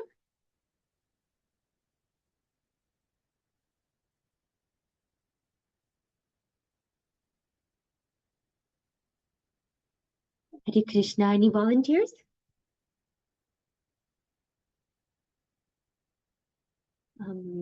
I see BK. Hare Krishna Mataji, this is Shyam Rupini Dasi. Oh, Shyam Rupini Mataji. Hare Krishna. Please go ahead, Mataji. Okay, so I start from so there are varieties. Okay. So there are varieties of activities by which they try to convert distress to happiness. What is science trying to do? Modern science is essentially trying to convert distress to comfort. They may have succeeded in eliminating some diseases. It's a fact that many diseases have been eliminated or completely controlled due to scientific advancement. But on the other hand, as soon as they got controlled, so many other diseases have emerged. As scientists themselves recognize, even doctors, if you speak to them honestly, they will tell you many times they cannot even figure out what is wrong with the patient, and they just pose as if they have the answer. In India, doctors tell me that in patients, there is a psychological feeling that if you get an injection, you recover fast. Especially in the villages, when patients come, they cannot even figure out the disease, but they will give the injection. That gives a patient some confidence that maybe he is in the path of being cured. As Bhakti Siddhanta Maharaj used to say, it is a world of the cheaters and the cheated. People are ready to cheat and people are ready to be cheated. So Prahlad Maharaj's concern was that how people are trying to convert distress into happiness. He was always involved in preaching. Even though Hiranyakashipu had posted security guards everywhere because he wanted to know who was coming and brainwashing his son. He used to think that the Vaishnavas are coming in disguise and teaching my son, giving him knowledge about my enemy Vishnu. So he had heavy security guards. Shanda and Amarka, the sons of Shukracharya, were his teachers, and Hiranyakashipu would chastise them. Are you teaching my son about Vishnu? And they would panic and say, No, no, no. We don't know ourselves where he's getting this knowledge from. But he had already received his knowledge when he was in his mother's womb. So do I continue, Mataji, or somebody else is reading? You can continue, Mataji. Okay. You still have like 1.5 minutes around. Oh, okay. Pains for others. The nature of a Vaishnava is that he wants to give Krishna consciousness to everyone, and Prabhupada exhibited that mood also. We saw that even when Prabhupada was physically unwell, he did not stop his preaching mission. On one occasion in Bombay, he was advised to rest by his doctors. But when he heard that people had come for his darshan and they were being turned away by his secretary, he said, No, let them come in. And he gave them darshan. We know that when he translated the 10th canto, he was physically old and very sick. He would just whisper the purports. He had some devotee reading the commentary, another devotee holding the mic, another two helping him sit up, and he still translated the books. Why? Because of his concern for the suffering humanity. He wanted to leave behind as much literature as he could so that humanity could be saved. So Vaishnava's desire is that Krishna consciousness should be spread. Lord Chaitanya went on his tour to southern India, and on this tour, he converted almost everyone to Vaishnavism. People came to see him from great distance, and by seeing him in his ecstasy, even from a distance, they began to chant and dance. And when they returned to their villages, by seeing them chant and dance, others also began to chant and dance themselves. Hare Krishna. Thank you, Mataji. Hare Krishna, Mataji. Thank you so much for reading. Would anyone else like to continue reading?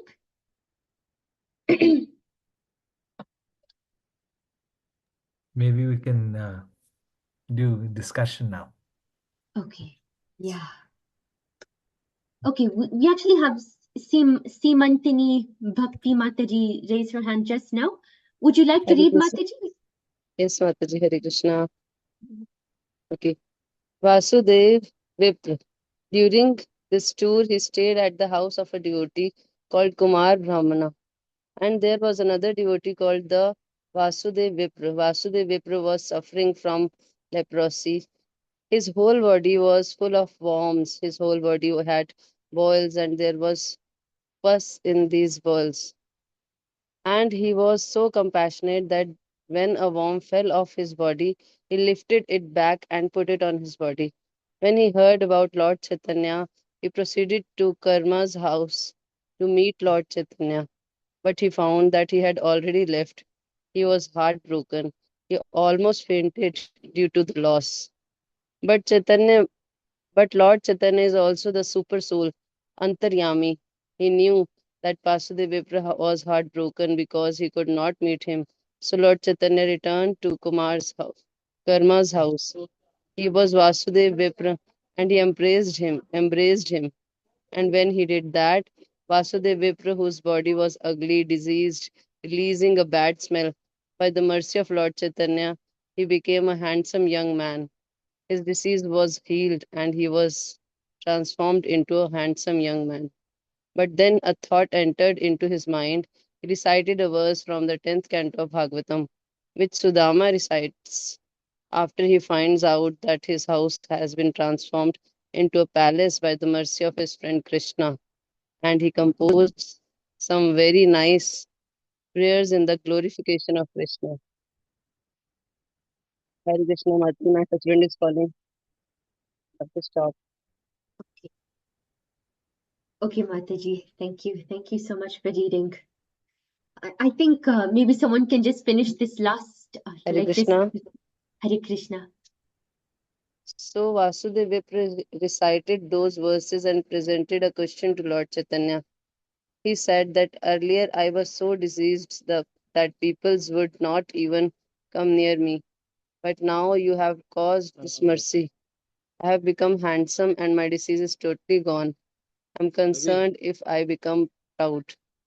Generally, a man who is very rich, handsome, educated, and has a sweet family, these are all factors that can cause a man to become proud. So he asked Lord Chaitanya that what should be he do to remain humble. Lord Chaitanya replied, chant the Mahamantra and preach its glories. By doing so, you will always remain humble and meek. Srila Prabhupada says in the purport of the story that just as Vasudeva Vipra was relieved from the obnoxious condition, every devotee in the Krishna consciousness movement is also saved from a similar situation. So each devotee should chant the holy name and spread the glories of the Mahamantra to everyone, and that is preaching. A Vaishnava preaches because he is concerned. In the 5th canto, we read about Lord Rishabdev, and he gives a very nice example. He says that a gentleman does not tolerate a blind man walking on the wrong side of the road. Rather, he holds his hand and puts him on the right track. You see a blind man with a cane about to cross the road, and there is a car coming. What do? You run to him and rescue him. Similarly, a Vaishnava having a spiritual mission tries to guide blind people to the path of spiritual advancement. Hare Krishna. Hare Krishna Mataji. Hare Krishna Mataji. Thank you so much for reading. Thank you. Hare Krishna. Okay, so Gopal Hari Prabhu, this is a good place to end, right? Yes, we can end here. If there's any comments, we can share now. I was just thinking this is so, Guru Maharaj's classes are so always deep and you could say so rich with content. Like today, he spoke about the holy name so much. And in the context of that, he talked about the pastimes of Prahlad Maharaj. He spoke about the Vasudev Datta at the not Vasudev Datta, Vasudev, the leper at the end, and he spoke about another major pastime. It's just slipping my mind. Ajamal. Ajamil, yes, Ajamil, yes. So so many, like, he brings in all the scriptures just to establish one point, and so deeply. And his classes were always like this, so much, like so much. It's not just one pastime. He's threading together so many different pastimes. So if there's any reflections, please share now. We actually read a lot this time. It was very nice. Darshan Mohan Prabhu, your hand is raised. Would you like to share something? Okay, Prabhuji. It was raised, I think, for reading, but Okay. I was reflecting myself. Mhm. Anartha Nirvritti, Guru Maharaj always mentioned, always saying, doing the japa. Like he has like firm faith. If you are doing the japa, all your anarthas will go away. And sometime I was reflecting myself because I never get a like kind of the association with Guru Maharaj, like go physically the Bapu Seva, right? So because others devotees senior Vaishnavas doing the seva to Guru Maharaj, and you should just see, listen, and but whenever I listen to Guru Maharaj, I always say so many things happening in our like personal life. Guru Maharaj said, just doing the japa. I just listen, and I was concentrating. Okay, am I doing my right japa? And I was seeing my improvement also, and today's reading also how the unnecessary Prabhupada is saying you're going some Tirth Yatra, they go Vrindavan, they go Kumbh Mela, and they go there, they are sin, and then coming back and repeating again. But Harinam Mantra is also not only you get rid of, but also getting the improvement. That the pravritti of doing that, the sinful activity is going away.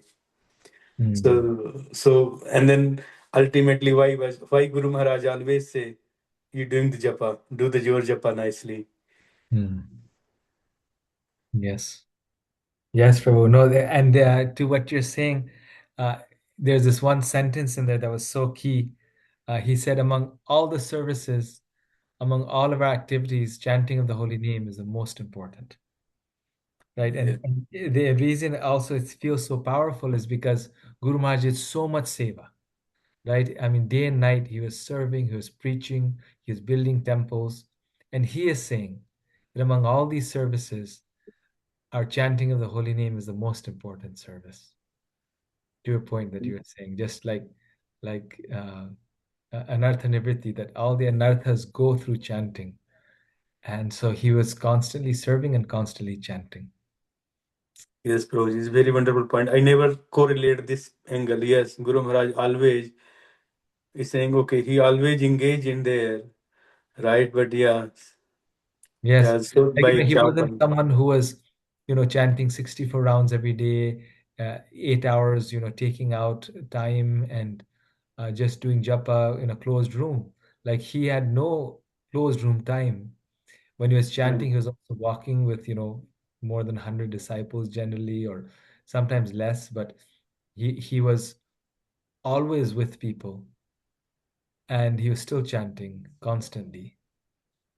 And though he was serving, this is a person who's so much serving, right? And he's saying, Guru Maharaj is saying that chanting is most important.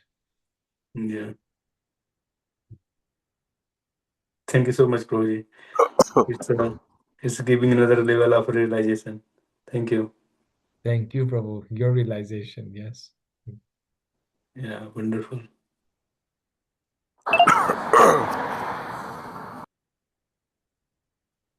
Please go ahead, Prabhu. Someone unmuted.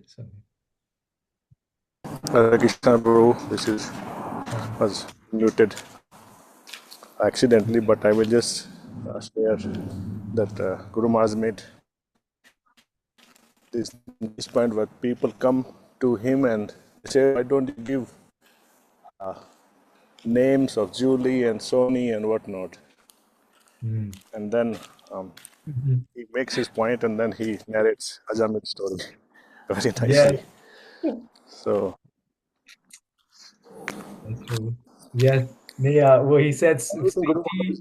He was using all these names. Sweet tea. What was it? Yeah. Julie, Pinky, Julie, Julie. Pinky.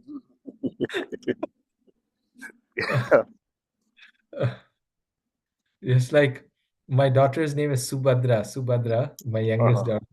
Mhm. So some people already started calling her Sue. I was like, oh no, Mhm. Subhadra, and then calling her Sue. This is, uh, and these are Indian people, like Indians. It's like, why you're ruining the name? It's such a beautiful name, Subhadra. Mhm. Making them to Sue or Julie. Right?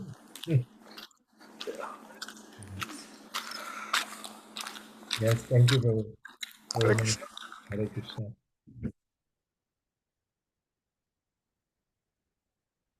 Amit Prabhu, I forgot your initiated name. Prabhuji, you are unmuting. Sorry. Okay. Up there. Prabhuji, I just wanted to say one thing. I mean, Yes. that Vasudev Vipra, Guru Maharaj is always, many a times I have heard that pastime. And the way he says, you have to listen to that. You know, the voice modulation and everything, he will make that story so interesting. He'll say the worm it kept on falling and how he would put it back.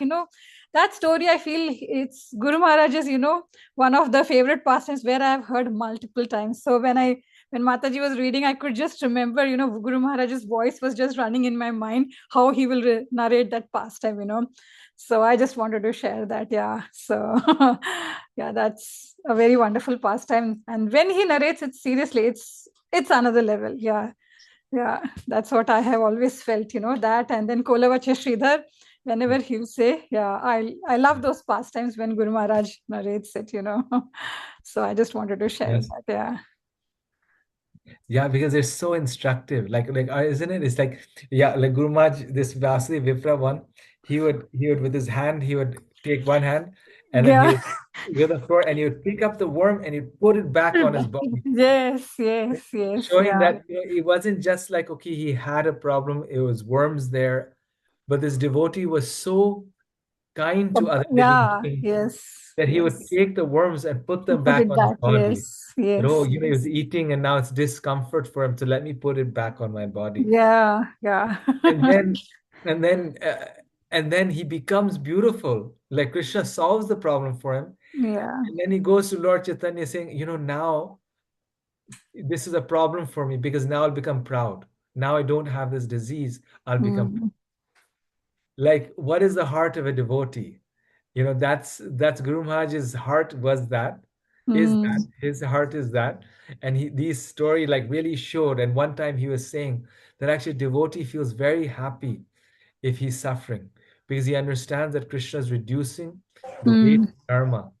That now I have to suffer less in the future because my suffering is being reduced by having to suffer now. mm. And same thing with Kola Vechashida, like he's so selfless. He earns 3 rupees and half of that he gives for the worship of Ganges. And that was Guru Maharaj's, mood. Like he was just Yeah, yeah. Thank you, Prabhu.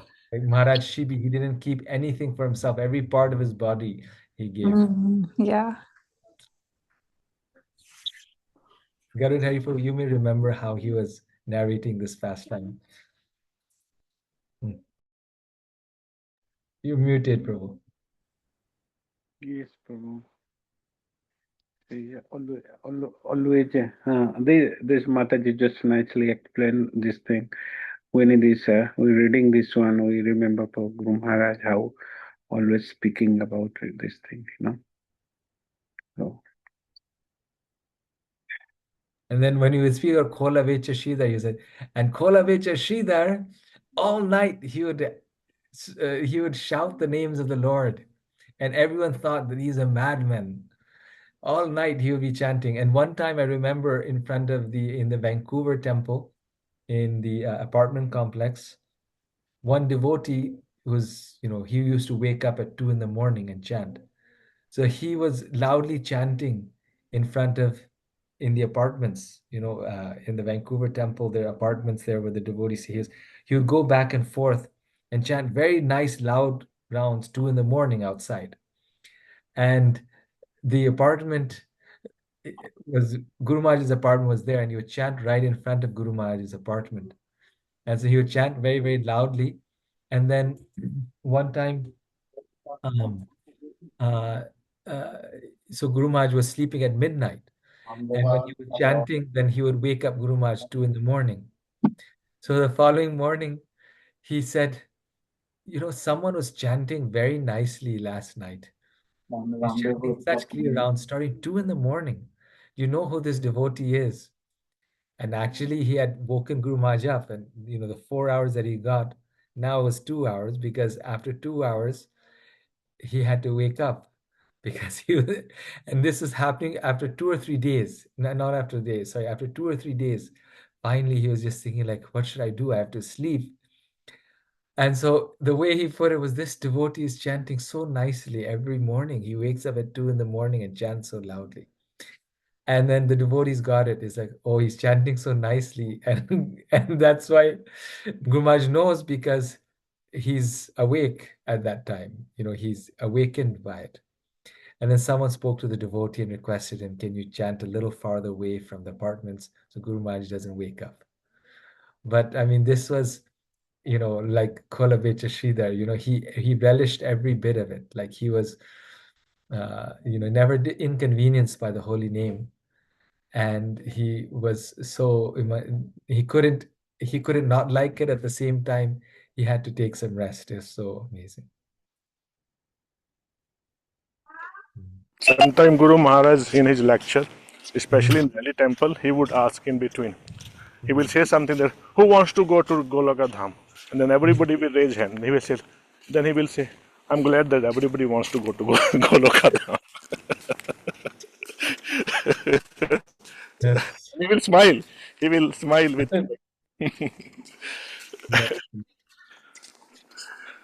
Yeah. And so those who raised their hand at that time were so lucky, right?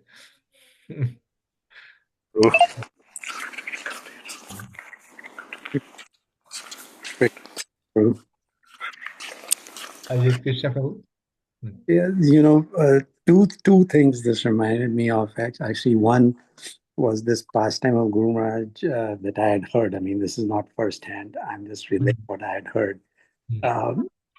His emphasis on kirtan and chanting. Since we were discussing that in the class today, and so I believe in one of the temples there was a lot of construction going on, and the sound of the hammers and the chisels and all that was a constant sound, that would go on during the course of the day.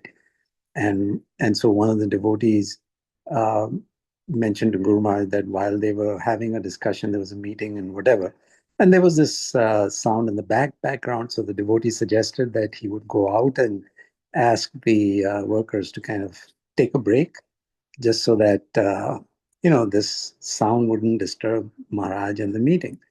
And Guru Maharaj said, no, this is not noise. Let them continue. This is temple construction. This is kirtan. This is Juhu temple story. Juhu temple? Right? Giraj Maharaj story. Right. Amazing, isn't it? I mean, the consciousness of Guru Maharaj, what would ordinarily be like a nuisance noise to us, I mean, Maharaj was seeing kirtan in that. When was this, Guru Bhai Prabhu? Do you know?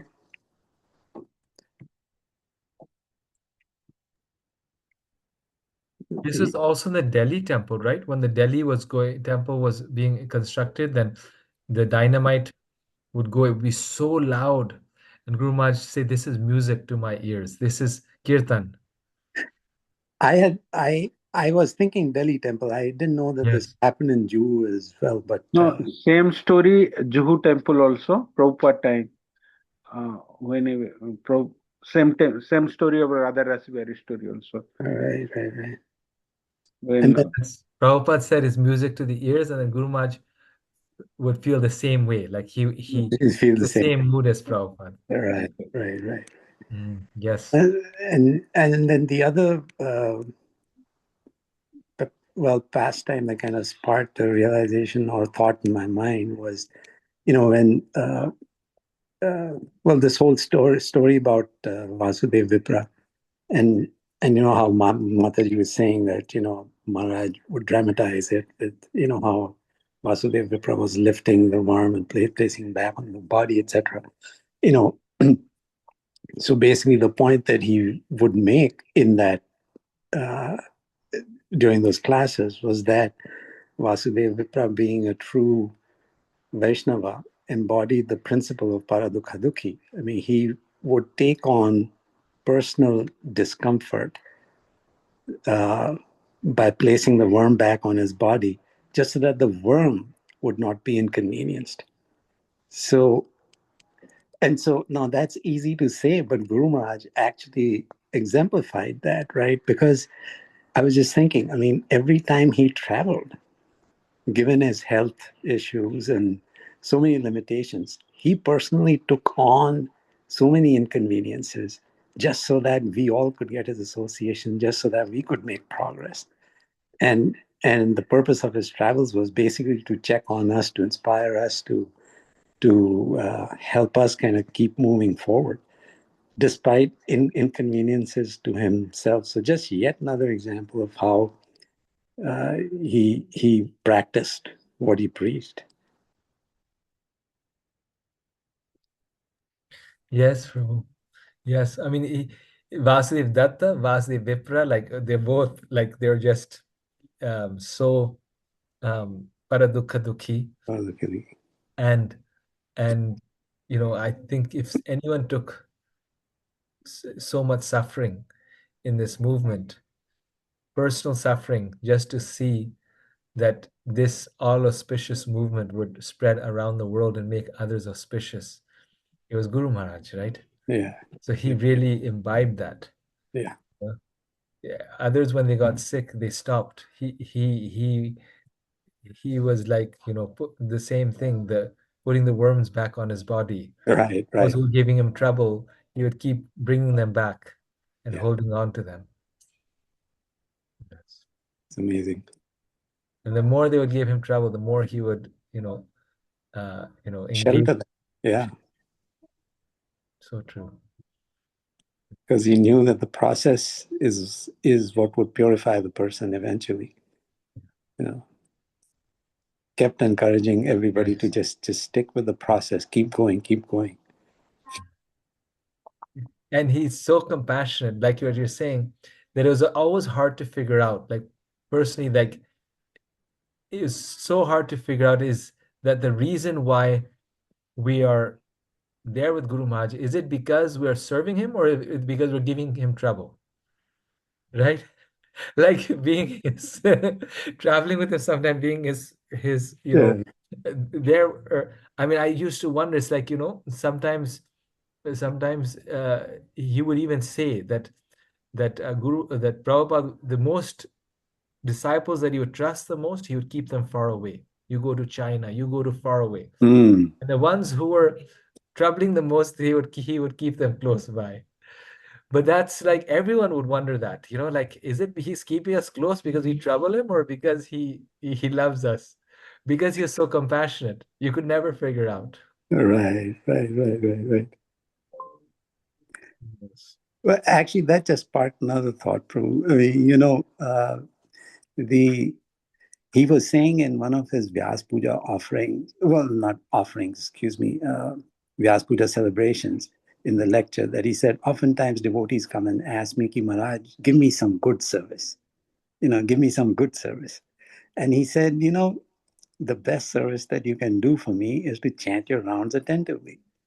I mean, and that kind of hits home, because a lot of us, myself, first and foremost, have this, tendency that, quote unquote, good service, which is basically our anarthas, looking for visibility, importance, and so Maharaj kind of very, very quickly put the lid on that by saying the best service you can do is chant your rounds properly, because that will lead to purification, and everything else will follow. I mean, all auspiciousness will follow.